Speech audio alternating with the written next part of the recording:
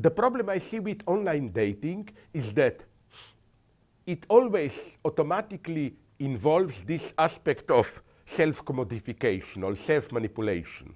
When you date online, you have to present yourself there in a certain way, putting forward certain qualities.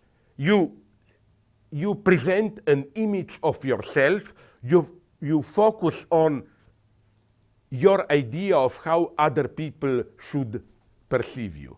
But I think that's not how love functions. Even at a very simple level, aren't so-called, I think the English term is endearing foibles, an elementary ingredient on love. You cannot ever fall in love with a perfect person.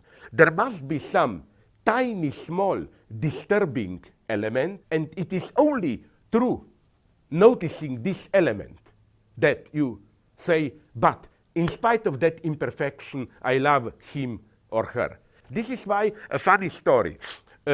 They made in Europe, not in the United States, some decades ago when the two big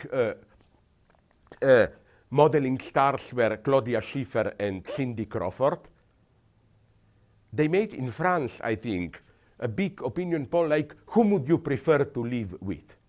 Cindy Crawford won. You know why? Because of that birth. Doesn't she have a small mole here, whatever birthmark? The idea was Claudia Schiffer is too perfect. There must be some tiny element of imperfection. And now let me tell you a totally crazy personal experience which happened to me.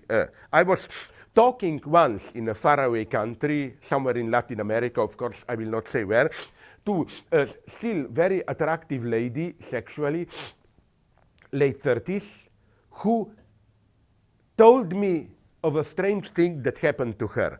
She told me that when her last lover saw her naked, before making love, that he told her, if you were just to lose 3-4 pounds, your body would have been perfect. And I told her, just don't lose 3 or 4 pounds. Because, you know, like if she were effectively to lose 3 or 4 pounds, she wouldn't be perfect. She would just be plain. The illusion of perfection is created precisely by this excess. It's too much, but then you imagine, oh, without this, it would have been perfect. If you take away this excess, you don't get perfection. You know, this is what in psychoanalytic theory we call object cause of desire. Not object of desire. Object of desire in this case is a woman or a man or whatever. But the cause of desire, in the sense of what makes you fall in love, is always a sign of imperfection. So that's for me big problem I'm not doing it, so I don't know enough of it, how to include into online dating this element of contingency. I don't find the problem with online dating in the idea that you are not spontaneous, etc. Listen, we are never spontaneous. If there is a big lesson of all those Big Brother and other reality shows, is that even when we are just ourselves in private life, we always play being ourselves. And I think this is in a way a good thing. I mean, when people say, no, you know, all this actor studio mythology, express yourself, be who you really are.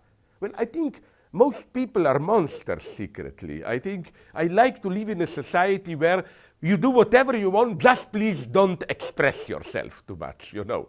I like people who know how to control themselves. I believe in proper manners. So this aspect of self-controlling, that you stage a certain image of yourself, this doesn't bother me with online dating. No? I even think, now I will, if you allow me, conclude with another paradox.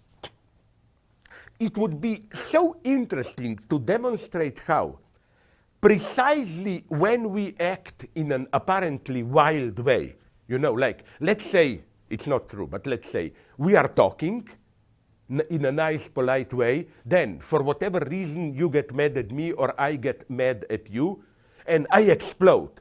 I start to swear using all dirty words, blah, blah. Now, one would have thought the situation is this one. In normal conversation, we control ourselves. Then, when I cannot any longer control myself, I explode. No, I claim precisely these moments of explosion are the most precisely trained structures, artificial, if you want. I noticed this, you know how? It's a beautiful anecdote, I like it. With my friends, I noticed that when we meet in a group to discuss, just to have fun, we have to go through a certain ritual of humiliating each other with extremely, it's not for our viewers to notice, you know, like the usual way we characterize each other, which it's the Balkan stuff. What I will do to your mother, your dead mother, I will dig her out of her grave and do things to her sexually. The most tasteless thing. Then, after 10 minutes of talking dirty, we tell to each other, okay, we paid our tribute to ugliness, we got rid of it, now we can finally be what we are and talk in a nice, polite way, you know. What I like it is that it is as if we have a certain perverse superego duty to talk dirty. And after you get rid of that, we can be what we are. This is why I have always a deep sympathy, although I'm not practicing, for sadomasochist sexuality. I noticed, especially 15, 20 years ago, because they were close to my theory, Lacanian psychoanalysis, I met many sadomasochist hard lesbians.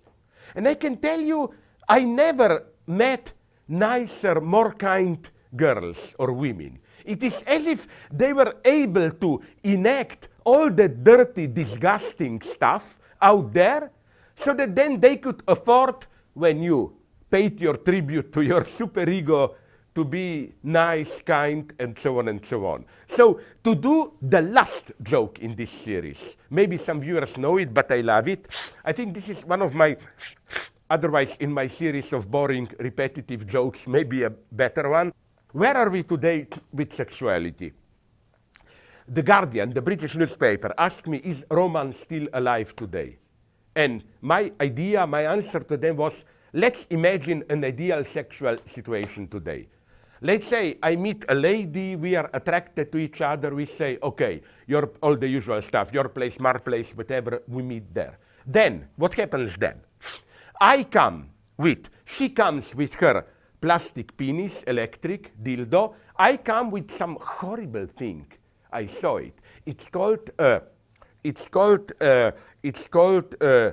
something like stimulating training unit, whatever. It's basically a plastic vagina, a hole, but it's wonderful technologically. You can regulate everything, how much it squeezes you, how strongly it shakes, and so on. So my idea of a perfect date is the following one.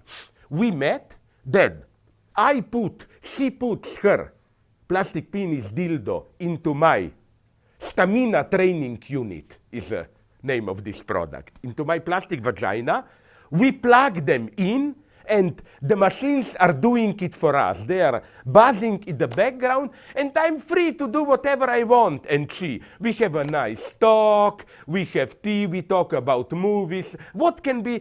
We paid our superego full tribute. Machines are doing, and now where would have been here a true romance? Let's say I talk with the lady because we really like each other, and you know, when I'm pouring her tea or she to me, quite by chance, our hands touch, we go on touching, maybe we even end up in bed, but it's not the usual oppressive sex where you worry about performance. No, all that is taken care of by the stupid machines.